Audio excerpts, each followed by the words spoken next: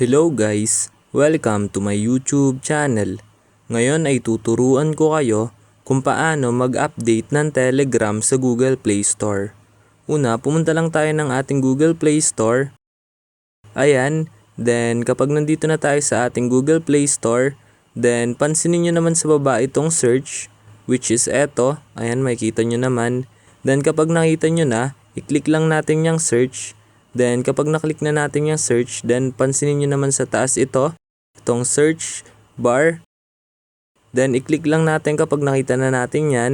Then kapag naklik nyo na, then i-type lang natin dito is Telegram. Ayan, type lang natin Telegram. Then kapag na-type nyo na, then search. Then ayan, lalabas na dito yung Telegram, which is eto. Then kapag nakita nyo na yung Telegram, then i-click lang natin yung Telegram. Then ayan, mapupunta na tayo dito. Then kapag nandito na tayo, kung mapapansin nyo, update yung nakasulat sa kanya. Ibig sabihin, update na natin ang ating Telegram. So, i-click lang natin yung update para ma-update na natin ang ating Telegram app. So ayan, then kapag nag 100% na yan, ibig sabihin na-update na natin ang ating Telegram. So ayan, diretso installing na rin siya. So wait lang natin yan matapos. Then ayan, kung mapapansin nyo, open na yung nakalagay sa kanya.